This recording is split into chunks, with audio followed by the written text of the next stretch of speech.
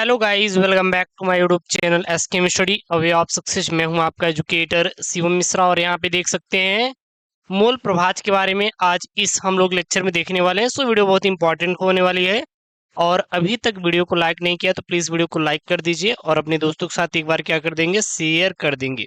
एक चीज और, जो पीडीएफ होता है वो मिलता है कहाँ पे? टेलीग्राम चैनल एसकेएम स्टडी, जहाँ पे एसकेएम स्टडी पे 47,000 से ज्यादा बच्चे फ्री में नोट्स पीडीएफ मॉडल पेपर अपना डाउनलोड कर पाते हैं। आप भी जाइए, link in the description box, फटाफट डाउनलोड कर लीजिए।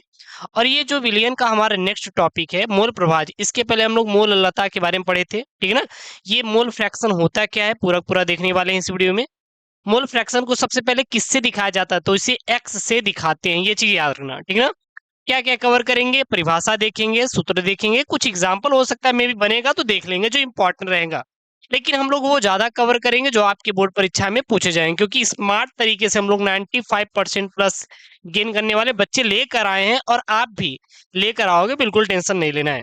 एक चीज और आपके मन में सवाल है कि सर हमारा जो एनसीईआरटी का सिलेबस बदल चुका है, तो क्या आप न्यू बुक से पढ़ा रहे हैं? बिल्कुल न्यू बुक से ही मैं पढ़ा रहा हूँ, ठीक है ना। टॉपिक का नाम मोल प्रभाज है, इंग्लिश में क्या बोलते हैं? मोल फ्रैक्शन बोला जाता है।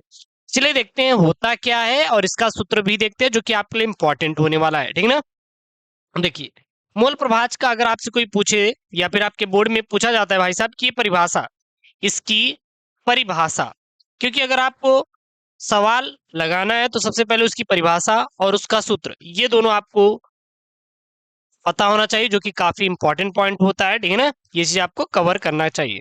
तो होता क्या है, अगर कोई बोले कि चलिए बताइए कि मोल प्रभाज होता क्या है, व्हाट इज मोल फ्रैक्शन, किसे कहते हैं मोल फ्रैक्शन, तो सीधा लिख सकते हैं आप लोग, किसी विलयन में किसी घटक का मोल प्रभाज, किसी विलयन में किसी घटक का मोल प्रभाज। अब ये देखिए, जैसे कि कोई विलयन है, मान लीजिए ये हमारा क्या विलयन है, और ये विलयन किसका है? ये विलयन है जल और नमक का। किसका? जल और नमक का। जब जल और नमक मिला दिए तो क्या तैयार हो गया? विलयन तैयार हो गया। जब दो हम पदार्थों को मिक्स करते हैं देन क्या मिलता है? हमारा विलयन मिलता है, सोल्यूशन मिलता है, ठीक है ना। तो किसी विलयन में किसी घटक का मोल प्रभाज, यानी कि यहाँ पे कोई घटक है, इसका क्या निकालना है? मोल प्रभाज निकालना है। क्या निकालना है? मोल प्रभाज निकालना है। तो देन कैसे फाइंड करेंगे मोल प्रभाज? उस घटक की मोलों की संख्या और कुल मोलों की संख्या के अनुपात के क्या होता है? बराबर होता है। तो यहाँ पे मूल प्रभाज होगा क्या? तो सीधा आप लोग लिखेंगे किसी विलयन में किसी भी घटक का मोल प्रभाज उस घटक के मोलों की संख्या और कुल विलय की संख्या के अनुपात को क्या कहते हैं हम लोग? मोल प्रभाज कहते हैं। घटक क्या? मान लीजिए जल है, ये जल है, और ये क्या है? नमक। अब देखिए, दो टॉपिक आता है। अब ये दो टॉपिक हैं क्या, इस पे थोड़ा आप लोग ध्यान दीजिएगा। देखिए, दो टॉपिक यहाँ पे, एक आता है आपका विलियन, ठीक है। चलिए तीन टॉपिक लेते हैं। और एक क्या आता है? आपका विलेय आता है। और तीसरा जो टॉपिक आता है वो आता है आपका विलायक। विलायक देखिएगा, यहाँ पे ध्यान दीजिएगा। विलियन तब बनेगा जब ये विलायक और विलेय दोनों आपस में क्या होंगे? मिक्स होंगे, तब जाके हमारा विलियन तैयार होगा, ठीक है। लेकिन लेकिन ये विलेय क्या होता है और ये विलायक क्या होता है? विलेय का मतलब जो घुलता है। क्या होता है? जो घुलता है उसे हम लोग विलेय कहते हैं, और जो घोलता है, जो घोलता है उसे क्या कहते हैं? विलायक कहते हैं। और दोनों मिलके क्या बनते हैं? हमारा विलयन का निर्माण होता है। तो यहाँ पे घटक का नाम लिया जा रहा है। अब वो चाहे आप घटक ले लीजिए विलेय या फिर घटक ले लीजिए विलायक। यदि आपका विलेय का मोल प्रभाज निकालना है तो उसके लिए यहाँ पे एक अलग फार्मूला मैंने बताया है, यहाँ पे जो कि आप देख सकते हैं, ठीक है।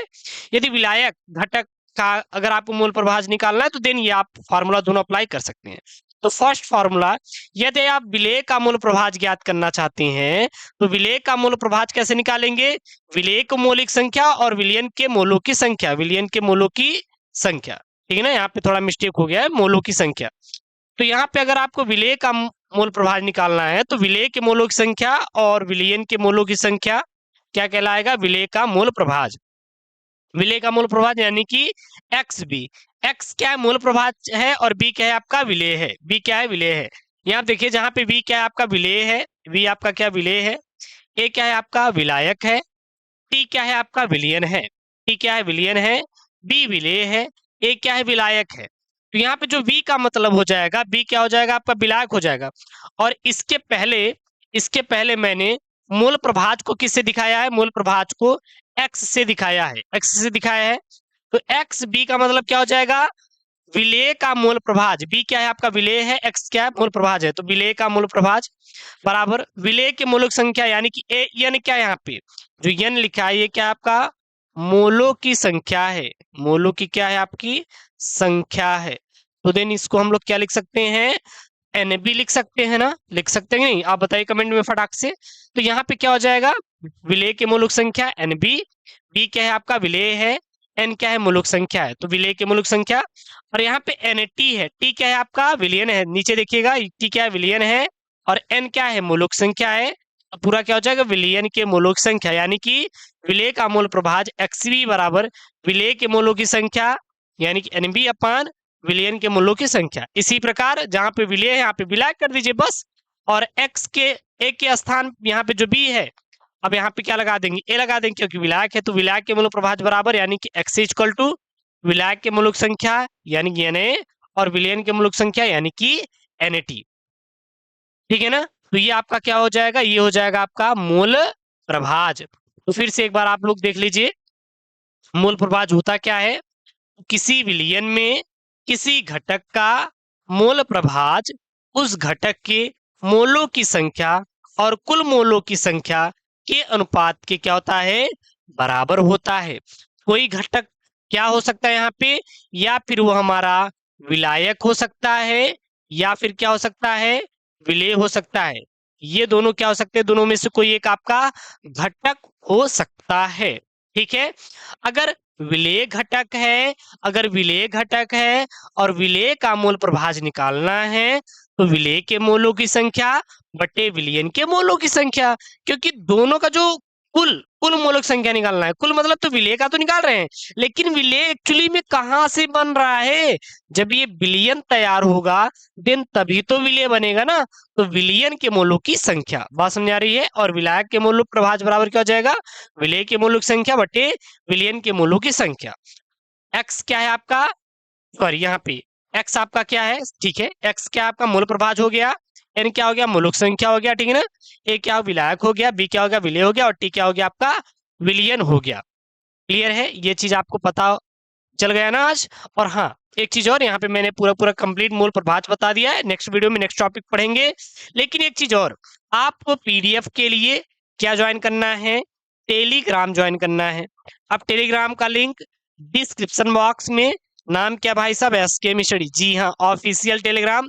47,000 बच्चे पहली बार यूपी बोर्ड में, वो भी वेरीफाइड टेलीग्राम से जाके नोट्स पीडीएफ डाउनलोड कर पा रहे हैं। और अब आपकी बारी है, आप भी जाके डाउनलोड कर लीजिए, ठीक है ना। ओके दोस्तों, थैंक यू, जय हिंद, टेक केयर, बाय बाय।